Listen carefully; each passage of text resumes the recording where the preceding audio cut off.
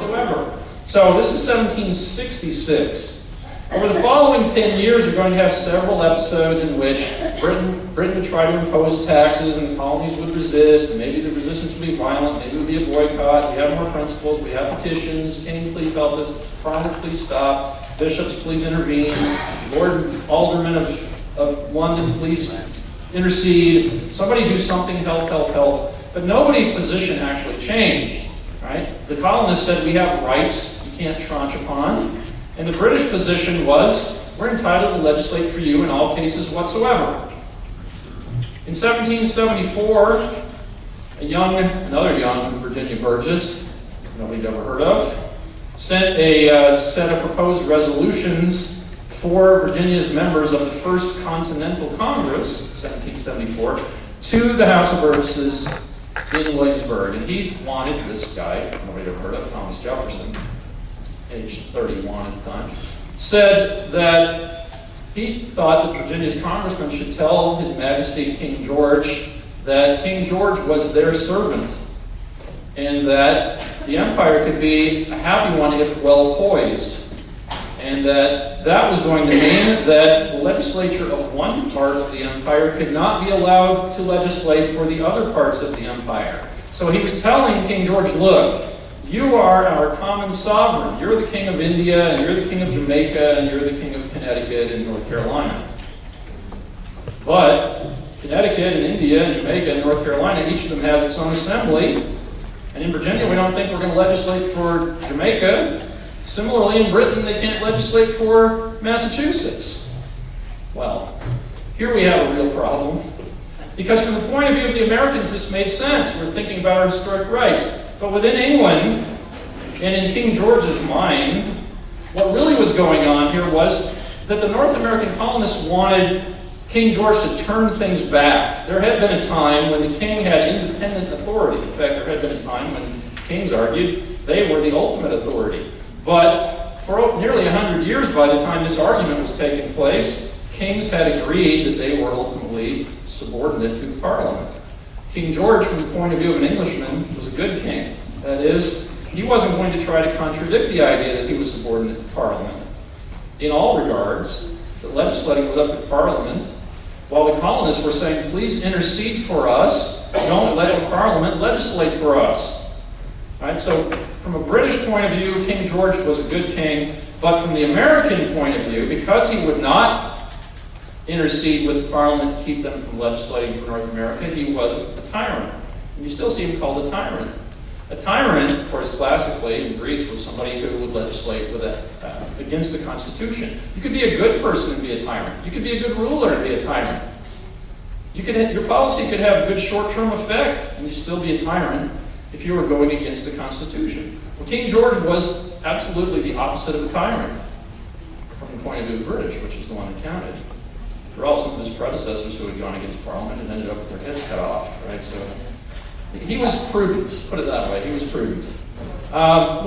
British did not accept, King George did not accept the idea that he was the only constitutional link among these different parts of the British Empire. And so ultimately, of course, as we know, in 1776, the same author, Thomas Jefferson, because he had been the author of this 1774 argument I've just described, was called upon to draft a Declaration of Independence. Now notice the word declaration.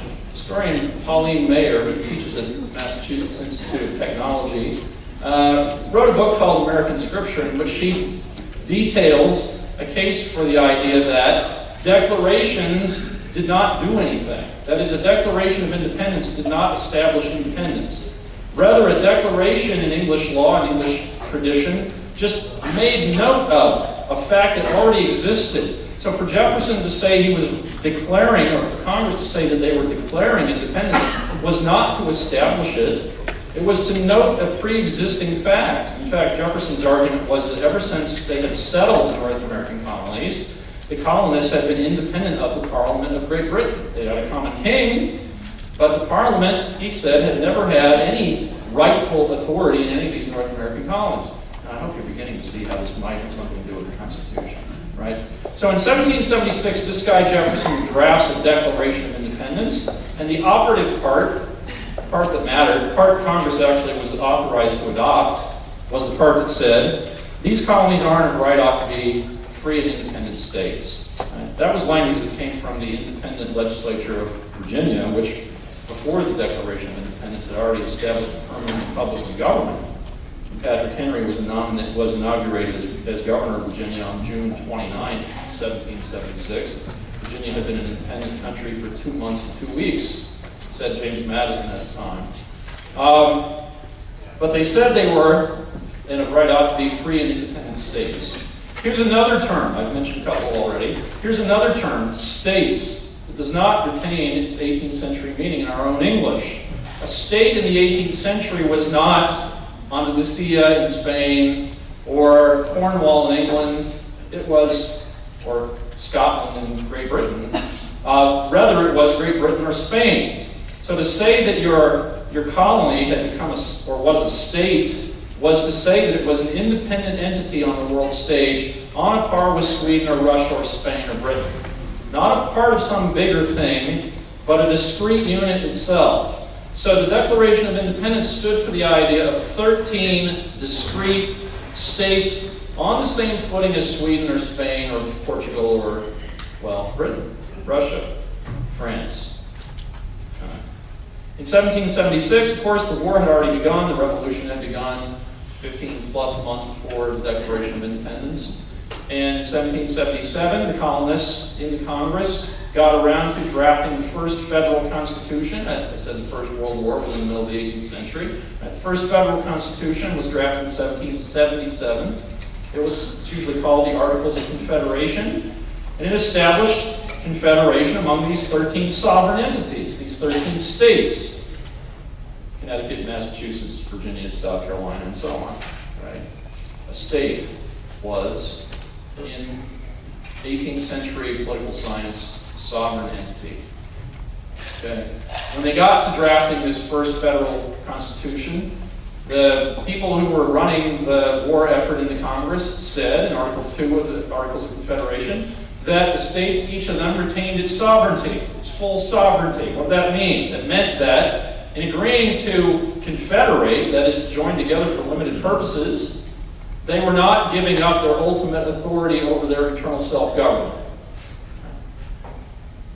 1781, this thing's ratified. It becomes the first federal constitution of the United States. They refer to themselves in the Articles of Confederation as they have been referring to themselves before. People who were running the war effort in Congress, in the Army, some people in state governments thought, well, this is still inadequate because the Congress doesn't have authority actually to tax people. It doesn't have authority actually to raise an army. It can only send what are called requisitions to the states and say, please send men, please send money. So we need to have a remedy for that. We need to have a situation in which the central government can raise men and raise money itself to pay for the war, which was the reason why this new federal government existed. And so that's the reason why we end up having people agitating for a meeting of representatives from the several states to create a new central government with executive, legislative, and judicial authority when it came to a few purposes. And in fact, kind of flash forward here, there were a couple of efforts at interstate coordination. Then in 1787, 12 states sent delegates to Philadelphia. They had been charged by the Congress and by their state legislatures with the task of proposing amendments to the Articles of Confederation. That is, people still wanted a federal government. Notice this word federal. Again, a word that's lost its meaning in contemporary English. Right? Nowadays we call that thing in Washington federal government. Or sometimes we call it the national government. Or sometimes in the same sentence we use the words federal and national in relation to that thing. But in the 18th century, federal and national were not one model, they were alternative, they were opposite.